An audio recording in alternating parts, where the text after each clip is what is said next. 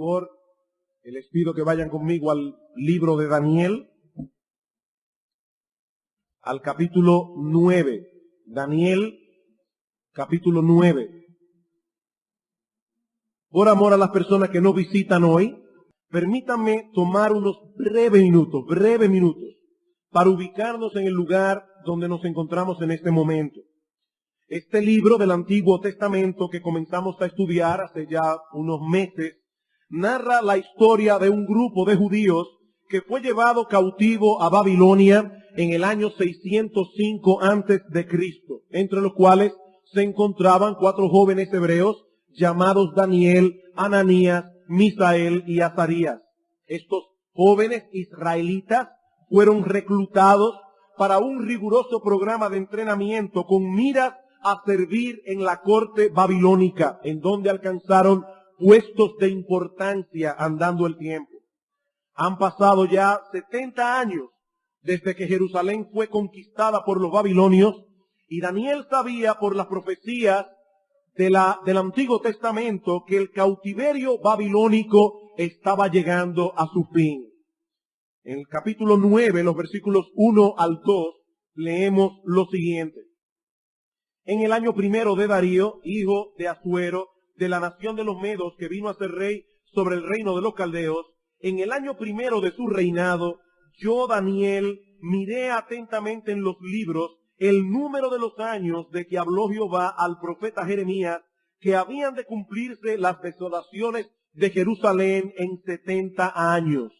Daniel está estudiando las Escrituras y de manera particular el libro del profeta Jeremías. Y allí se topa con el pasaje donde este siervo de Dios había profetizado que el cautiverio babilónico duraría 70 años. Probablemente él no sabía cuándo se debían comenzar a contar estos años, porque la caída de Jerusalén ocurrió en varias etapas. Pero es obvio que el cautiverio estaba a punto de terminar, y esto es lo que mueve a Daniel a buscar el rostro de Dios en oración. Daniel confiaba en que Dios habría de llevar a cabo su plan soberano, tal como él lo había profetizado a través de Jeremías. Pero él sabía también que eso no anulaba su responsabilidad de orar por la restauración de Jerusalén y por el regreso de los cautivos a su tierra. Dios es soberano, el hombre es responsable. Él ha decretado todo cuanto ocurre y ocurrirá, pero ha establecido también los medios a través de los cuales Él ha de llevar a cabo su plan soberano, sus decretos. Y uno de esos instrumentos, tal vez el más vital de todos, es la oración de su pueblo. Y ciertamente, hermanos y amigos, hay un misterio envuelto en todo esto. ¿Cómo que Dios es soberano, pero que al mismo tiempo la oración de su pueblo juega un papel en el cumplimiento de sus propósitos eternos? No lo sabemos. Eso es un misterio. Pero los creyentes no fuimos llamados a resolver el misterio, sino a cumplir con nuestra responsabilidad. Y eso es lo que vemos aquí en Daniel capítulo 9. Daniel derrama su alma en oración delante de Dios, pidiendo por la restauración de Jerusalén, pero al mismo tiempo confesando los pecados del pueblo que trajeron como consecuencia la cautividad babilónica. En estudios anteriores nos hemos concentrado en las circunstancias de esta oración que encontramos en los versículos 1 al 3 del capítulo 9. Y es allí donde estamos todavía. Hemos visto hasta ahora, primero, el tiempo en que Daniel elevó a Dios esta oración, y en segundo lugar, la ocasión que le sirve de contexto a esta oración. En la mañana de hoy veremos en tercer lugar, en cuanto a las circunstancias de esta oración, la preparación de Daniel para orar. La preparación de Daniel para orar. Versículo 3. Y volví mi rostro a Dios el Señor, buscándole en oración y ruego, en ayuno, cilicio y ceniza. Volví mi rostro a Dios el Señor. Esta palabra que Reina Valera traduce como volver, significa literalmente afirmarse. Él se dispuso a buscar el rostro de Dios. Concentró toda su atención en esta oración al Señor. Daniel había determinado que iba a orar y dispuso todo su ser para el cumplimiento de este propósito. Él se preparó previamente para presentarse delante del Señor en oración. Ahora nos preguntamos cómo lo hizo. ¿Cómo se prepara uno para orar? Deteniéndose primero a considerar quién es aquel a quien dirigimos nuestra oración. ¿Cómo nos preparamos previamente para orar? Deteniéndonos primero a considerar quién es aquel a quien dirigimos nuestra oración.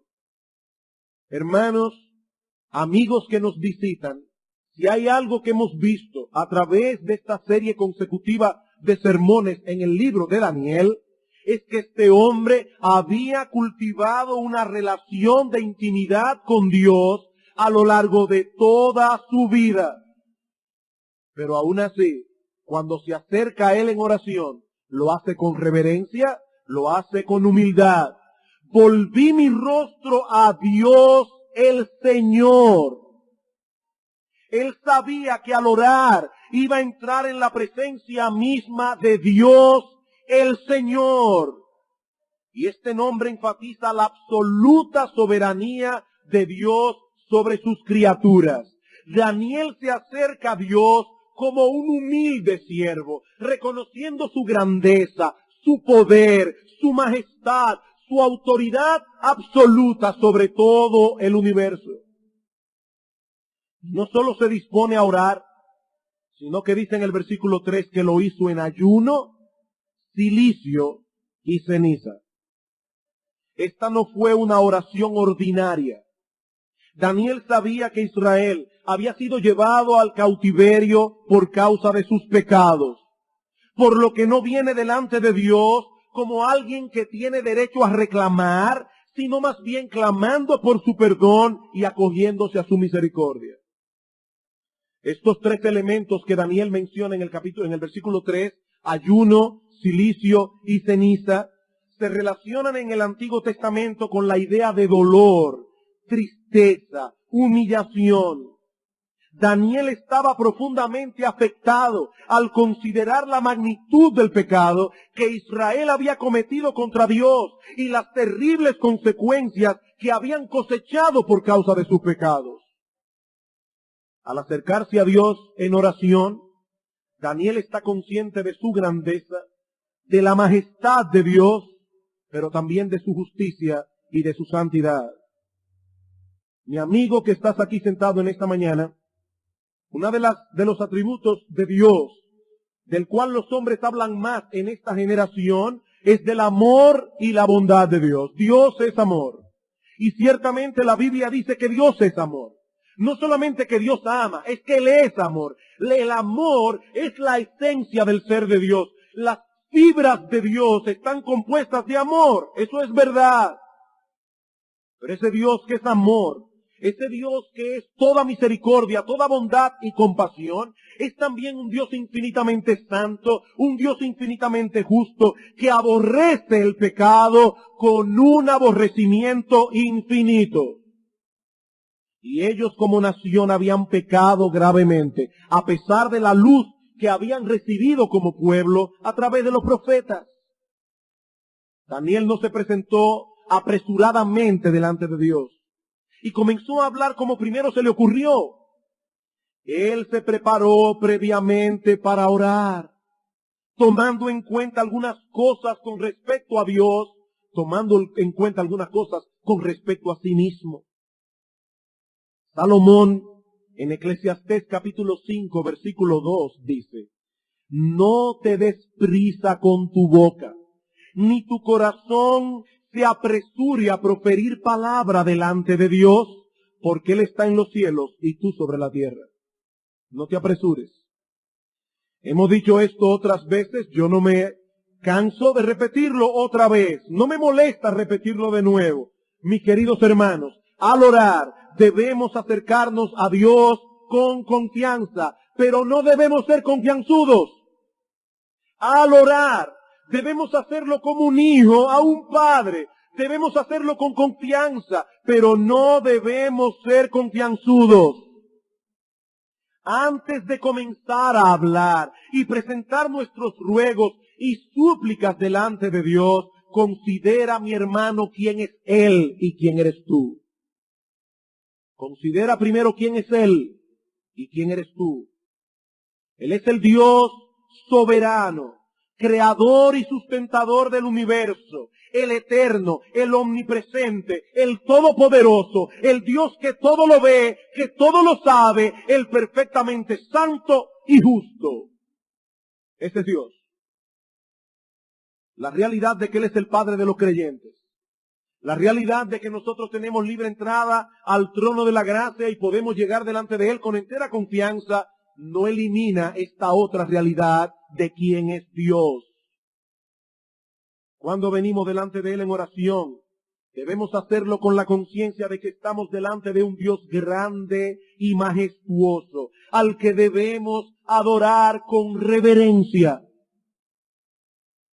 Esta es la enseñanza explícita de nuestro Señor Jesucristo en el Padre Nuestro. Cuando ores, dice en Mateo capítulo 6, versículo 9, ora así: Padre nuestro. Ay, qué bueno, Él es nuestro Padre que estás en los cielos. Padre nuestro, sí es nuestro Padre, pero estás en los cielos.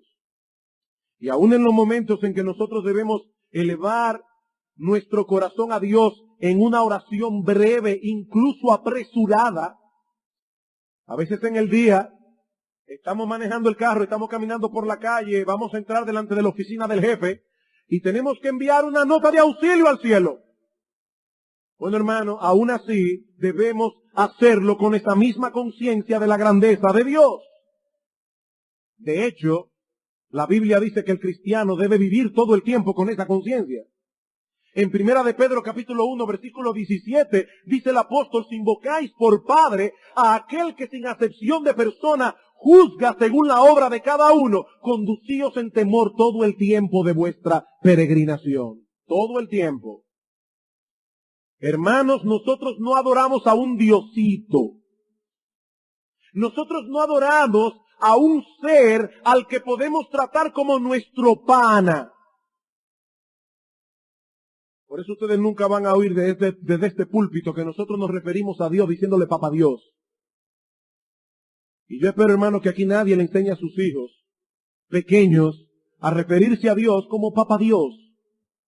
No, Dios no es un diosito. Nosotros adoramos a un Dios inmenso, majestuoso, delante del cual debemos temblar en su presencia. Confianza, pero no confianzudos. Es triste lo que está pasando en muchas iglesias al día de hoy. Aquello es un desorden. Y la imagen que están dando es de que Dios se agrada en ese tipo de culto. No, 1000 veces no. Nuestro Dios, dice Pablo en 1 Corintios capítulo 14, es un Dios de orden. Y Él debe ser adorado en orden y con reverencia. De paso, hermanos, esa es la razón por la cual nosotros insistimos una y otra vez de la necesidad que tenemos de venir al culto de adoración con un espíritu preparado. No podemos entrar apresuradamente y adorar a Dios en una forma apropiada si no nos ponemos a pensar primero en quién es Él. Por eso es tan importante que los cristianos lleguen a tiempo al culto y tengan tiempo suficiente para pensar, meditar y orar. Yo me pregunto, ¿cuántos aquí se atreverían, teniendo una cita con el presidente de la República, y para más señas con todo su gabinete, cuántos se atreverían a llegar tarde a esa reunión? Hermanos, yo sé que hay razones por las cuales una persona en un momento dado puede llegar tarde al culto de oración. Yo lo entiendo. Pero cuando un creyente, un cristiano, uno que profesa ser hijo de Dios, consuetudinariamente, usualmente llega tarde al culto de adoración, esa persona claramente está indicando que tiene un bajo concepto de Dios. Esa persona no ha entendido todavía quién es Dios. Imagínese en medio de una reunión con todo el gabinete, con el presidente de la República. Escúcheme, que fue que, sabe que me agarró un tapón. Y usted no se atreve a llegar tarde al palacio para una reunión con el presidente y su gabinete y se atreve a llegar tarde al culto de oración, al culto de adoración. Mi hermano, yo entiendo eso de una persona que no conoce a Cristo, usted le invitó a la iglesia, no conoce esto y llegó tarde. Pero que un cristiano usualmente llegue tarde al culto de adoración, para mí eso es una falta gravísima. Gravísima. Esta persona está mostrando tener un concepto muy bajo de quién es Dios. Tiene un serio problema con su reverencia. Serio problema. Mis hermanos, aun cuando estemos en el cielo, en cuerpos glorificados, viviendo vidas perfectas, nosotros seguiremos relacionándonos con Dios con confianza y al mismo tiempo con reverencia. Vamos por un momento a Apocalipsis, capítulo 15.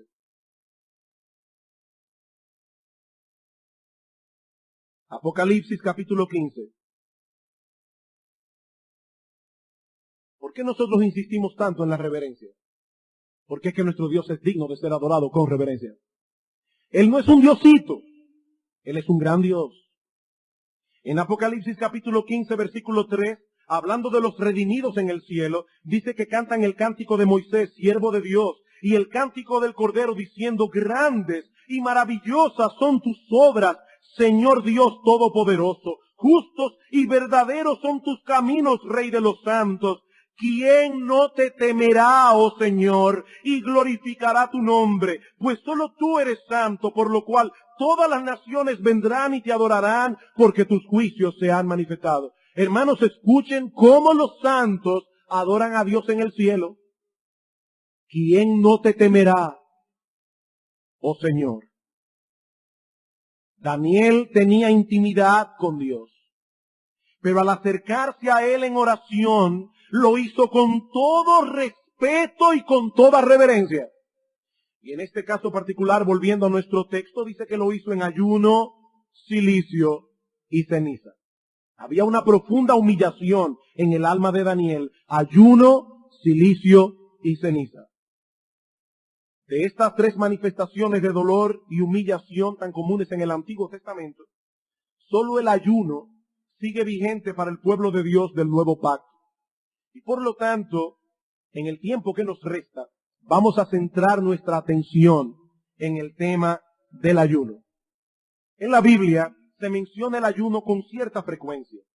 En el Antiguo Testamento hay unos 40 textos que mencionan el ayuno, y en el Nuevo Testamento unos 30. Y lo que vamos a hacer ahora es tomar esta información que estos textos proveen para responder algunas preguntas que pueden levantarse en la mente de algunos con respecto al tema del ayuno.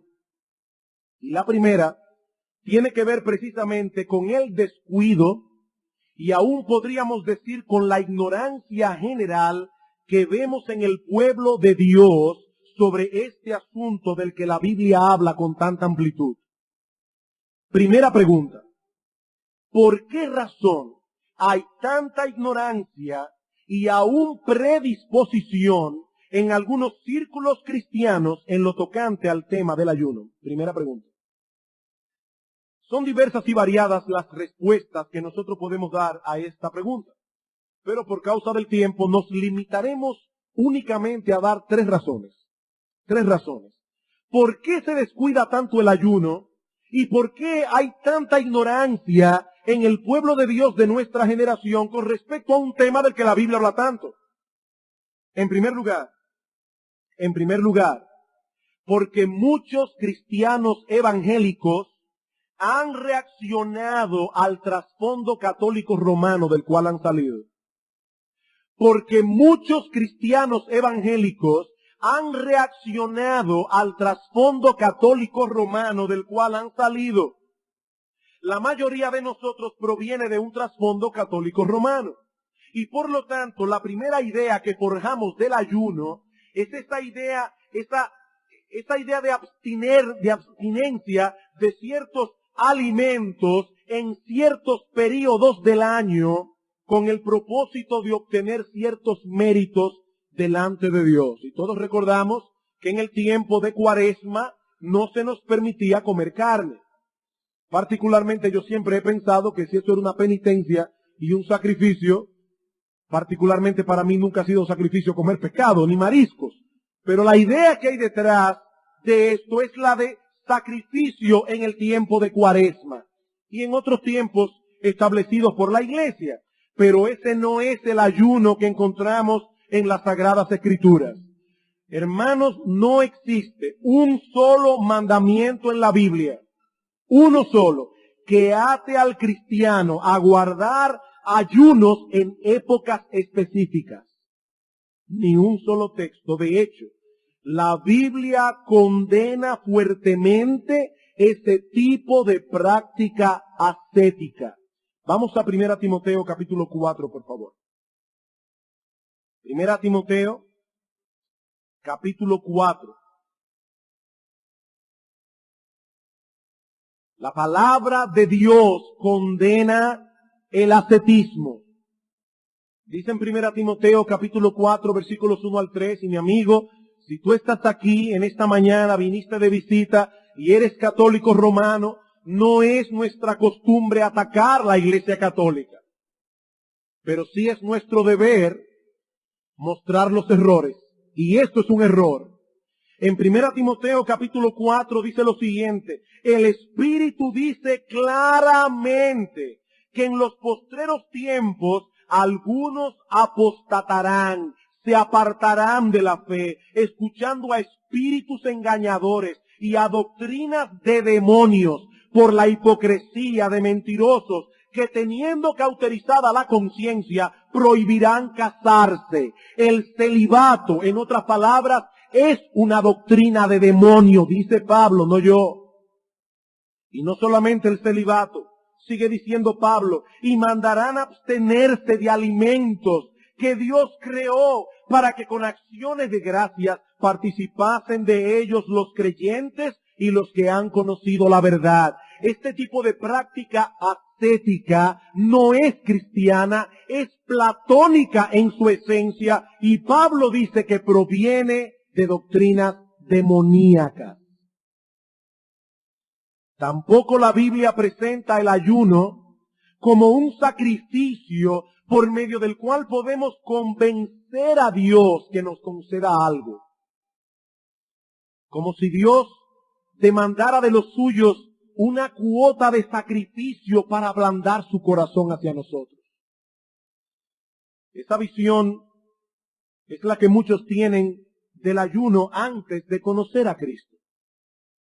Y cuando vienen al conocimiento del Evangelio y comprenden que la salvación y todas las bendiciones que Dios da vienen a nosotros de pura gracia, entonces tienden a menospreciar el ayuno como algo sin importancia e incluso ven el ayuno como algo que es contrario a la esencia misma del Evangelio. Al rechazar este sistema pagano de méritos y sacrificios, echamos fuera también una práctica que nada tiene que ver con esta visión distorsionada de la vida cristiana. Así que muchos hoy día en las iglesias desprecian el ayuno por su trasfondo católico romano. En segundo lugar, se habla y se practica poco el ayuno porque muchos cristianos desconocen lo que ha sido la práctica del pueblo de Dios en el pasado. Y por lo tanto, cuando esos cristianos modernos evalúan sus vidas a la luz de lo que ellos ven a su alrededor, ellos se ven a sí mismos como personas normales. Yo no conozco a nadie que ayune, yo tampoco ayuno, yo debo estar dentro de lo normal. No, mi hermano, no, mi hermano. Esa no debe ser la norma. Cuando nosotros estudiamos la historia de la iglesia, nos damos cuenta de que en el pasado era muy común para los cristianos ayunar. Y cabe preguntarse si estos creyentes del pasado eran exagerados o anormales o fanáticos o reflejan más bien el tipo de vida piadosa que las Sagradas Escrituras promueven. Yo me pregunto, hermanos, ¿cuál de los dos estilos de vida se encuentra más cerca de la experiencia bíblica? ¿El nuestro, los cristianos modernos, o el de ellos? ¿Cuál se encuentra más a tono con lo que enseña la palabra de Dios? Cuando los hijos de Israel fueron vencidos por los de Jai, ¿qué hizo Josué junto a los ancianos de Israel? Que expresaron su aflicción delante de Dios en ayuno y oración, Josué capítulo 7. Lo mismo hizo David cuando murió aquel hijo que tuvo con Betsabé en su adulterio con ella, segundo Samuel capítulo 12, versículo 6.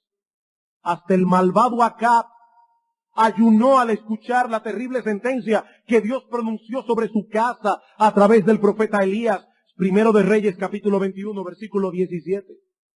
Nehemías ayunó al escuchar el estado deplorable en que se encontraba la ciudad de Jerusalén. Nehemías capítulo 1 versículo 4. Y lo mismo hicieron los israelitas en el tiempo de Esther ante la amenaza que tenía Mardoqueo sobre su cabeza. Esther capítulo 4 versículo 16. Daniel ayunó en Babilonia, como vemos en capítulo 9 y en el capítulo 10 versículos 1 al 3. Los ninivitas ayunaron cuando escucharon la predicación de Jonás. Jonás capítulo 3.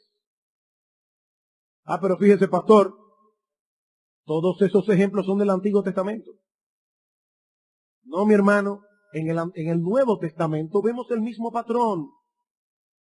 Cristo ayunó 40 días y 40 noches.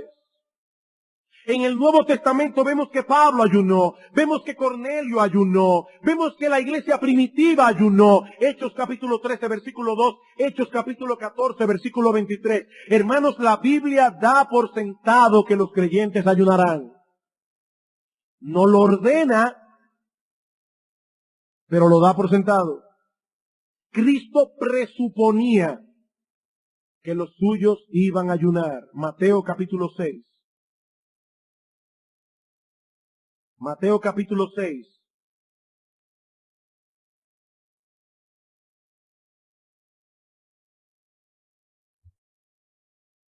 Versículo 16. Cuando ayunéis, no seáis austeros como los hipócritas, porque ellos demudan sus rostros para mostrar a los hombres que ayunan. De cierto os digo que ya tienen su recompensa. Él no está aquí diciendo no ayunen. Él está diciendo no ayunen como los hipócritas que lo hacen para que los demás lo sepan. Ahora, él presupone que ayunaremos. Cuando ayunen, porque ustedes lo van a hacer, ¿verdad? Cuando ayunen, háganlo así. Marcos, capítulo 2. Evangelio de Marcos, capítulo 2, versículo 18.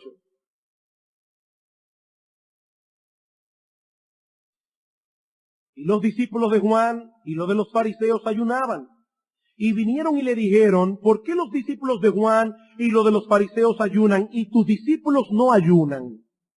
Jesús les dijo, ¿acaso pueden los que están de bodas ayunar mientras está con ellos el esposo? Entre tanto que tienen consigo al esposo no pueden ayunar. Pero vendrán días cuando el esposo les será quitado y entonces en aquellos días ayunarán. Hermanos, ya el esposo nos fue quitado. ¿No ascendió Cristo a los cielos después de su resurrección? Estos son los días en que los discípulos deben ayunar. Cristo dice, vendrán días en que ayunarán. Él presuponía que su pueblo iba a ayunar. Entonces, hermanos, ¿por qué hay tanta renuencia en el pueblo de Dios con respecto al tema del ayuno? Porque desconocen el pasado del pueblo de Dios. Pero hay una tercera razón que para mí es probablemente la más importante. Nosotros vivimos en una época muy sensual, donde todo lo que huele a sacrificio tiende a ser rechazado y aún ridiculizado. Nosotros vivimos en una generación que prefiere las cosas fáciles, instantáneas. Una generación donde lo que se prefiere es lo divertido, lo pasajero, lo trivial y superficial. El hombre moderno quiere hacer de su vida una especie de parque de diversiones, del cual salimos de vez en cuando para ir a trabajar y producir dinero, con el cual compraremos más taquillas para seguir divirtiéndonos en el parque. ¿Para qué estamos aquí? Para divertirnos. ¿Y para qué trabajamos? Para tener dinero para divertirnos. Eso es una visión completamente pagana de la vida. Totalmente pagana. La Biblia no enseña que nosotros trabajamos para descansar. Esa no es la enseñanza bíblica. La Biblia enseña que nosotros descansamos para trabajar. Todos nosotros estamos aquí para hacer algo. Todos nosotros tenemos una vocación de parte de Dios. Todos nosotros tenemos una tarea que debemos llevar a cabo. ¿Para qué descansamos? Para trabajar. Porque si trabajamos todo el tiempo, nos vamos a quemar y no vamos a poder hacer la labor a la que Dios nos ha llamado. La pregunta, hermanos, es, ¿cómo podemos esperar que un tema como el ayuno sea bien recibido si nosotros mismos, los cristianos, estamos siendo influenciados por esa cultura del deleite? Si preferimos pasar más tiempo viendo televisión que leyendo buenos libros, si preferimos perder el tiempo en conversaciones livianas y superficiales antes que sostener conversaciones serias y edificantes, si le huimos a la soledad porque no nos gusta pensar y meditar, ¿cómo el ayuno será un tema bien recibido en la iglesia de Cristo de nuestra generación si hemos sido permeados, influenciados, infectados por la plaga de ese pensamiento? No nos debe extrañar que el pueblo de Dios de nuestra generación desprecie, desconozca e ignore lo que la Biblia enseña acerca del ayuno. He ahí, hermanos, algunas de las razones por las que hoy el tema del ayuno es descuidado y aún menospreciado. Pero repito, Cristo da por sentado que los suyos ayunarán. Amados hermanos, ¿nos dejaremos dominar por nuestra cultura? ¿Por nuestros prejuicios evangélicos? ¿O tomaremos la determinación de vivir vidas cristianas más profundas? Mis queridos hermanos, la iglesia de Cristo de nuestra generación necesita desesperadamente el testimonio de hombres y mujeres que decidan nadar en contra de la corriente. Hombres y mujeres que determinen, aunque se queden solos, seguir el patrón bíblico. Y yo te aseguro, mi hermano, si tú determinas, si tú tomas en serio la determinación de seguir el patrón bíblico, te vas a quedar solo. Y es muy probable que inclusive te quedes solo dentro del pueblo de Dios. Eso es triste reconocerlo, pero es una triste realidad. Eso es una triste realidad. ¿Cuán diferente sería el impacto de la iglesia en nuestra generación si muchos de nosotros tomáramos la determinación de vivir vidas cristianas profundas, amparados en la gracia y el poder del Espíritu de Dios? Pero no puedo quedarme en esta única pregunta. Hay dos interrogantes más que quiero responder en esta mañana. Ya vimos por qué el ayuno es tan descuidado en ciertos círculos evangélicos. Ahora debemos preguntarnos, en segundo lugar, ¿qué es el ayuno? ¿Qué es el ayuno? Hemos estado hablando del ayuno, Pero puede ser que algunos se estén preguntando aún, ¿y eso qué es realmente? Alguien ha dicho que el ayuno es una abstención temporal de la comida y la bebida acostumbrada por razones devocionales. Aquí hay dos ingredientes: abstenernos de comida y bebida por una razón devocional. Donald Whitney, en un tono similar, escribió, y él le añade algo a la definición: es una abstinencia voluntaria. Aquí está el otro aspecto: voluntaria, de tomar alimentos por un propósito espiritual. La palabra ayuno significa literalmente no comer. Por eso cuando usted se levanta por la mañana, usted no ha comido, usted todavía está en ayuna.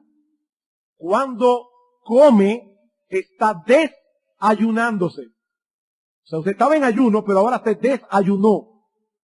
Claro, uno no dice desayunó, uno dice se desayunó. Pero la misma palabra no se explica lo que es el ayuno. El ayuno es no comer. Ahora, el asunto es más profundo que ponerse a dieta. Algunas personas dejan de comer por razones médicas. Tengo el colesterol alto, tengo que dejar de comer ciertas cosas. Otros dejan de comer para bajar de peso y cuidar la figura. Otros porque su religión prescribe el ayuno, como vimos hace un momento, como una especie de sacrificio obligatorio que tiene como meta ablandar el corazón de Dios o adquirir una, ¿cómo le llaman ellos? Dimensión mística. Hay personas que piensan que cuando nosotros dejamos de comer, nosotros entramos en una dimensión mística y espiritual diferente a la de los seres humanos que comen y beben. Pero ese no es el ayuno del que estamos hablando aquí.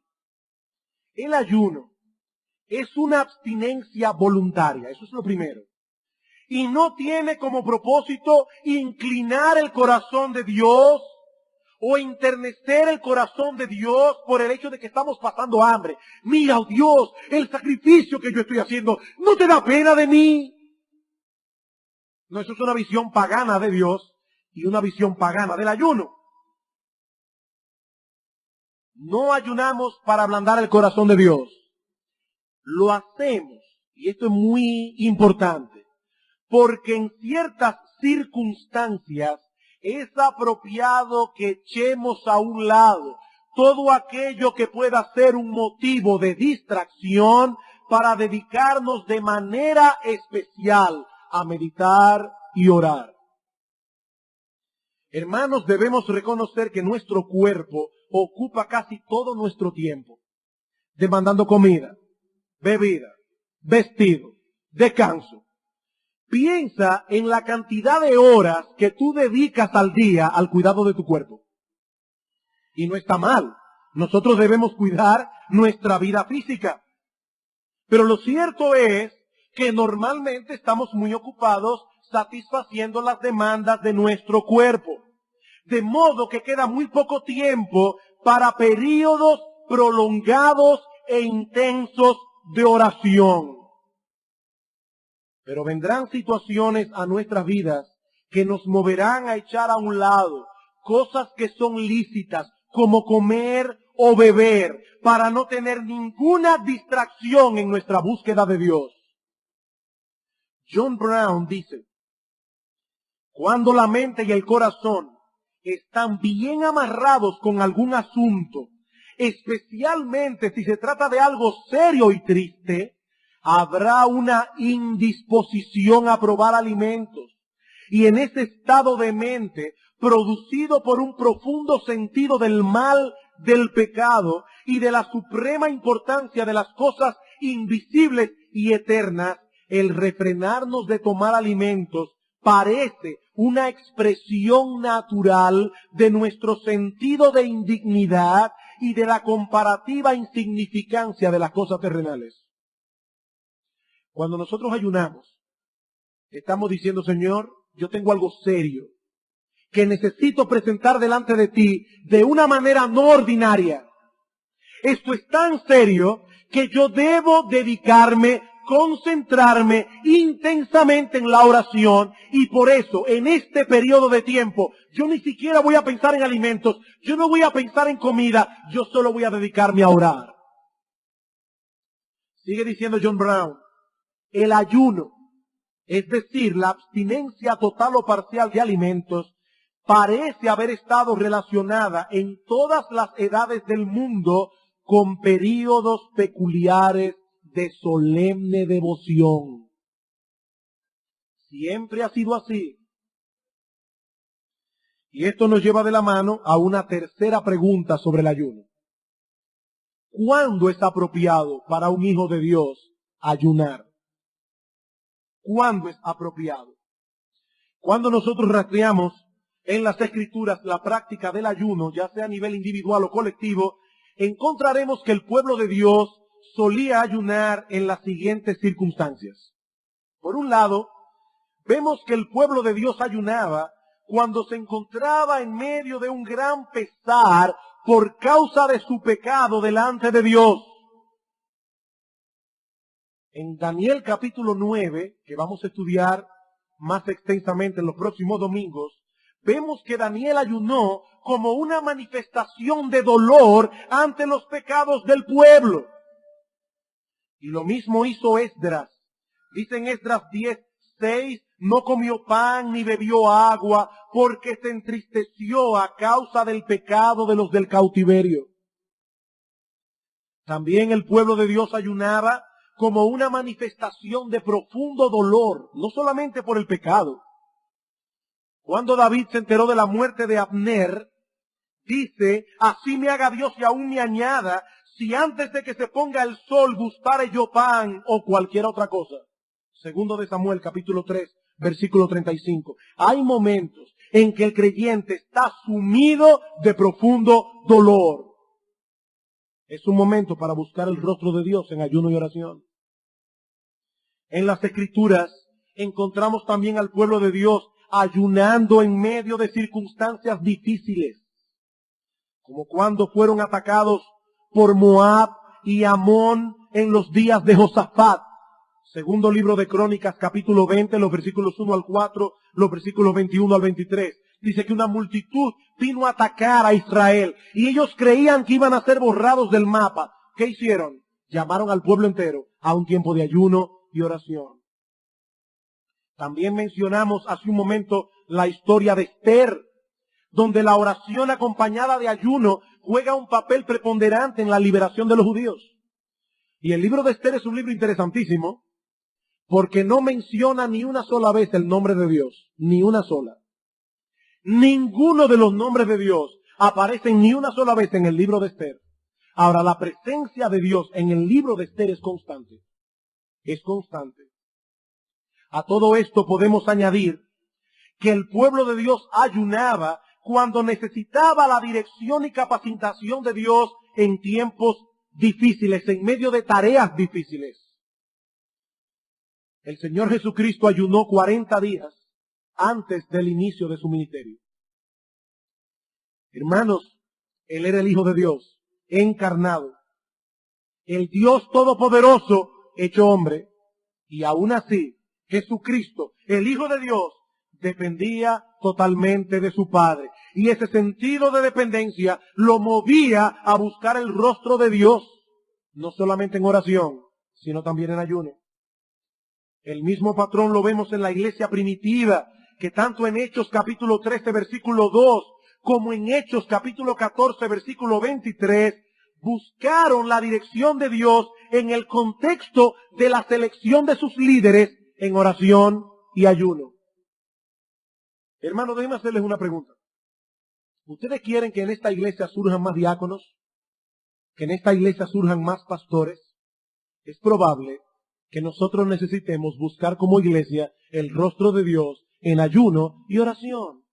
Y pedirle al Señor de una manera específica, no solo que levante hombres espirituales en medio nuestro, que tomen sobre sus hombros por una vocación del Señor ese llamado, sino que nosotros tengamos ojos para verlos. Porque no todos los cristianos espirituales son diáconos o pastores. Todos los hombres de la iglesia deben ser espirituales, pero no todos deben ser pastores, ni deben ser diáconos. Que el Señor nos dé ojos para ver quiénes son los que Él ha llamado dentro de la masa de hombres piadosos para servirle en ese ministerio. En todos estos ejemplos nosotros vemos el mismo patrón. Estos hombres y mujeres no ayunaban para sobornar a Dios. No ayunaban para darle pena a Dios. Su sentido de necesidad y de dependencia los llevaba a ayunar. Y ahora yo me pregunto, hermanos, ¿somos nosotros más autosuficientes que ellos? ¿O tenemos menos pecados de los cuales arrepentirnos?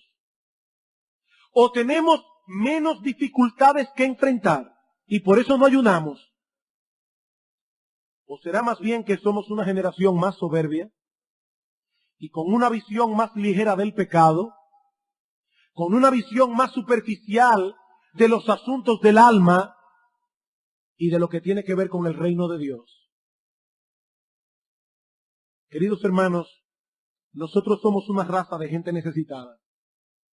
Y por esa misma razón necesitamos buscar continuamente el rostro de Dios en oración.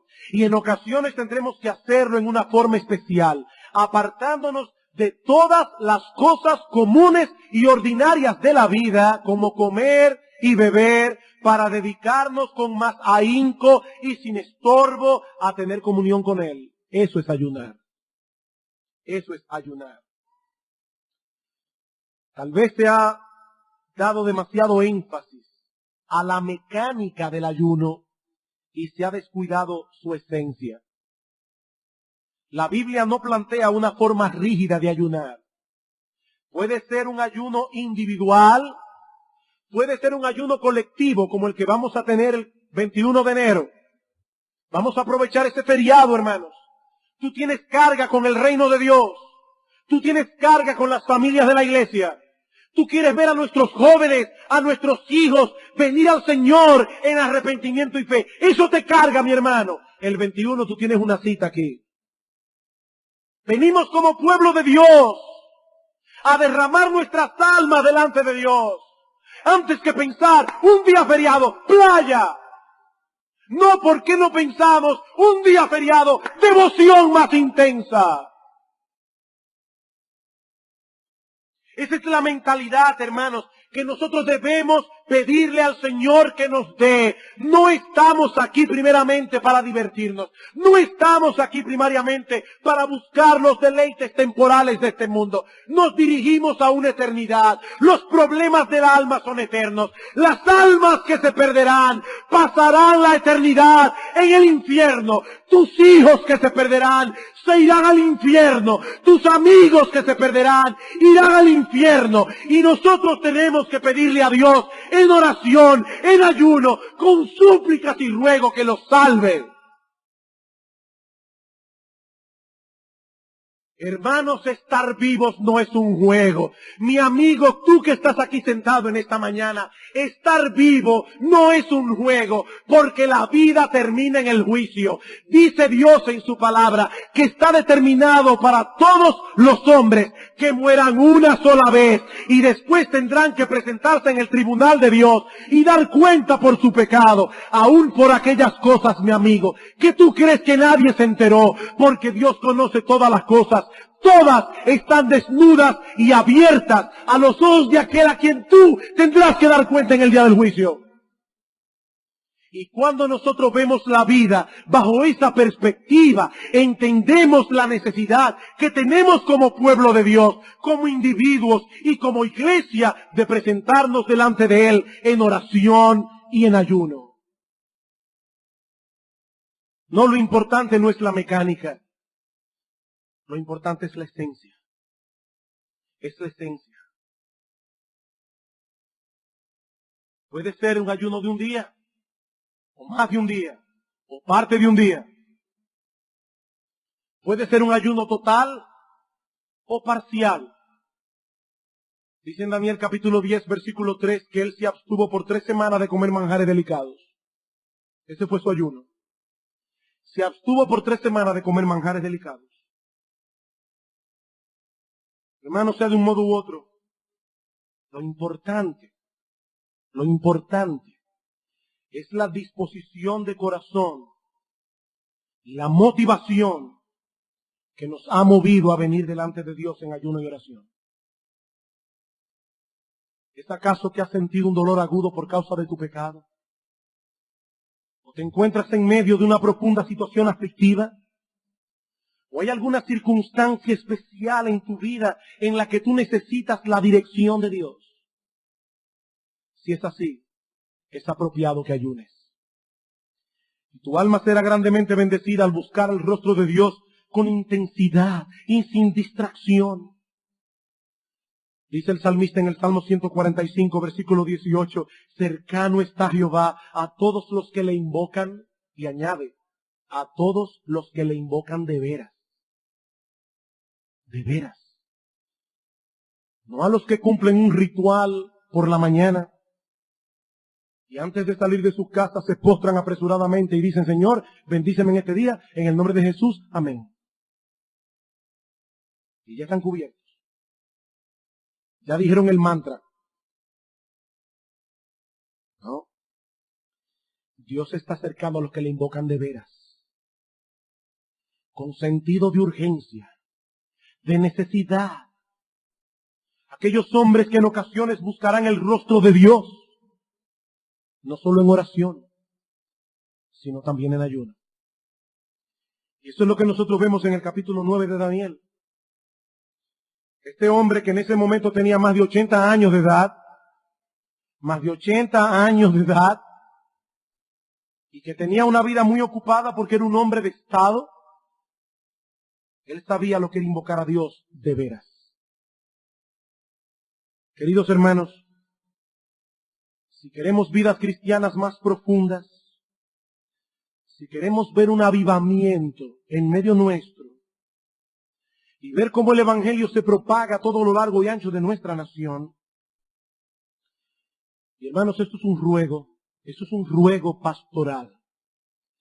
Debemos dejar de lado toda superficialidad, toda ligereza, y tomar en serio la guerra espiritual en la que estamos inmersos. La vida cristiana no es un parque de diversiones. La vida cristiana es una lucha que tiene repercusiones eternas contra principados, potestades, contra huestes de maldad, dice Pablo, en las regiones celestes. Y es una lucha en la que no podemos pelear en nuestras propias fuerzas. Orando en todo tiempo, dice Pablo, con toda oración y súplica. Debemos depender de Dios en oración. Y en más de una ocasión veremos la necesidad de orar con más intensidad, poniendo de lado cosas lícitas, como comer y beber, para dedicarnos a buscar el rostro de Dios sin distracción. Quiere el Señor, hermanos, que este sea un año en el que la vida de oración de cada creyente miembro de Iglesia Bíblica del Señor Jesucristo se profundice más y más. Hermanos, nosotros no tenemos ni idea de lo que Dios puede hacer en medio nuestro y con nosotros. Si se levanta un ejército cada vez más numeroso de hombres y mujeres que saben lo que significa luchar con Dios en oración. Que Dios nos conceda esa visión y ese corazón para su gloria, para la edificación de los santos y para la conversión y salvación de los perdidos. Vamos a orar.